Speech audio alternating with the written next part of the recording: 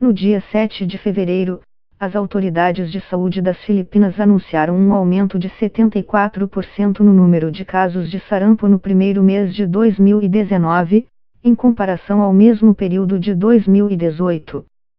Em seu relatório mais recente, divulgado em novembro, a OMS listou complacência e a maior disseminação de informações falsas sobre vacinas em paralelo ao colapso dos sistemas de saúde de vários países como fatores por trás do aumento de 30% nos casos de sarampo no mundo entre 2016 e 2017.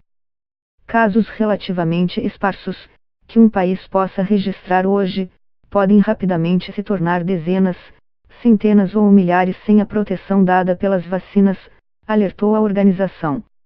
As Américas, a Europa e o leste da região mediterrânea sofreram os piores episódios de surto, incluindo os Estados Unidos, que viraram uma espécie de bastião do movimento anti-vacina, caracterizado pela persistência de mitos sobre as vacinas e a queda nos níveis de imunização a despeito das evidências científicas sobre os benefícios da imunização.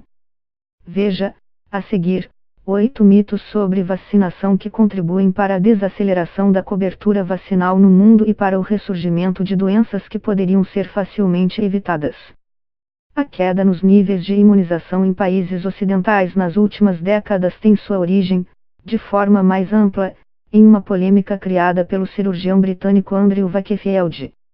Em um artigo publicado em 1997 no prestigiado periódico médico The Lancet, Wakefield argumentava que a vacina contra sarampo, cachumba e rubéola estaria por trás do aumento de casos de autismo entre crianças britânicas. Uma série de estudos publicados desde então tem refutado a existência de uma relação de causa e efeito entre a vacina e o autismo. De lá para cá, a revista The Lancet acabou retirando o estudo de seus arquivos e, em 2010, Wakefield teve o registro de médico cassado no Reino Unido. Ainda assim, suas alegações, ainda que já desmistificadas, tiveram repercussão suficiente para derrubar as taxas de imunização contra sarampo, cachumba e rubéola no Reino Unido de 92% em 1996 para 84% em 2002. Há pelo menos 11 vacinas recomendadas a bebês e crianças de até 2 anos de idade. Alguns pais consideram esse número elevado e temem que a imunização na primeira infância sobrecarregue o sistema imunológico dos filhos. Uma preocupação recorrente é o fato de que muitas vacinas funcionam inoculando vírus ou bactérias causadores de doenças no corpo, ainda que atenuados. Nesses casos, contudo, os fabricantes usam versões modificadas dos micro-organismos para que eles não consigam desencadear os efeitos da doença no organismo, mas prepará-lo para reagir quando em contato com um agente patogênico de fato.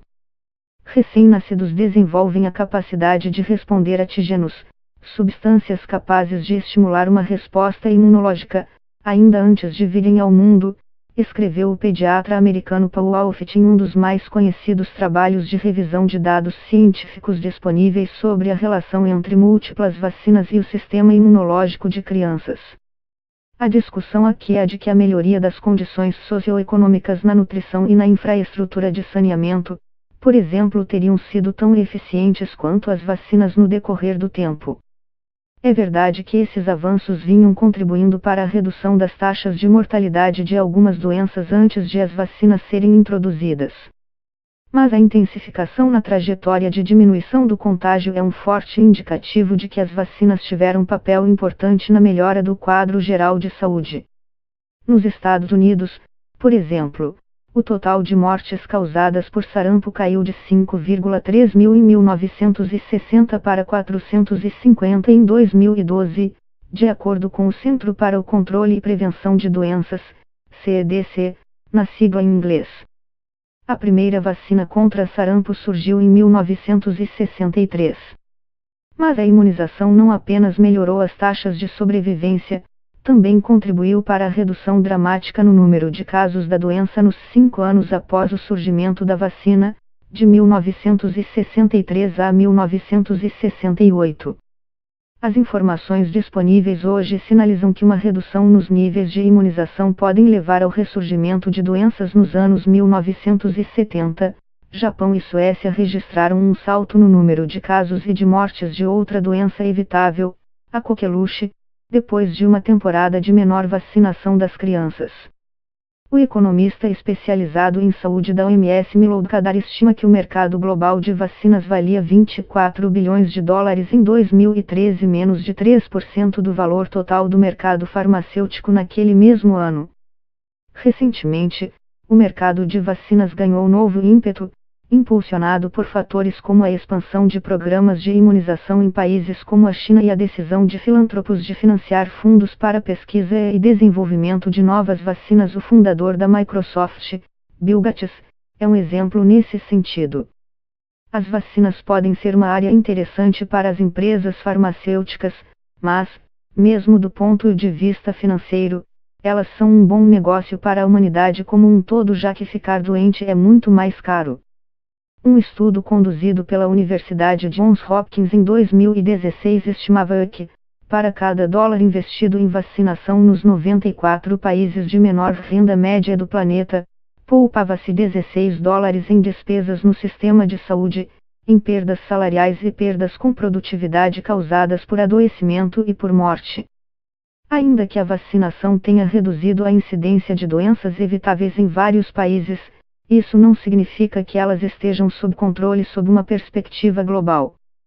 Algumas delas são mais prevalentes em alguns lugares e até endêmicas em partes do globo e, por isso, poderiam viajar com facilidade, graças à globalização, e ser reavivadas diante do declínio da cobertura vacinal. Outra preocupação dos pais que se sentem inseguros em relação a vacinar os filhos é o uso de substâncias como formaldeídos, mercúrio e alumínio na produção das vacinas. De acordo com a Food Drug Administration, FDA, dos Estados Unidos, Agência Local de Controle e Regulamentação de Alimentos e Remédios, uma vacina padrão que utiliza mercúrio na composição tem uma concentração de 25 microgramas do elemento a cada 0,5 ml. No norte da Nigéria, a luta contra a poliomielite é prejudicada pela crença de que a imunização poderia causar infertilidade em garotas e disseminar HIV. Ataques contra profissionais da saúde não são incomuns no país. O mesmo tipo de desinformação é observado no Afeganistão e no Paquistão, que, ao lado da Nigéria, são os únicos países em que o vírus que causa paralisia infantil continua endêmico. Esse quadro é agravado por episódios como o que aconteceu em março de 2011, quando a agência de inteligência americana, a CIA, forjou uma campanha de vacinação contra a hepatite B no Paquistão em uma tentativa de coletar DNA da população e tentar encontrar parentes do então líder da Al-Qaeda e fugitivo Osama Bin Laden para determinar seu paradeiro.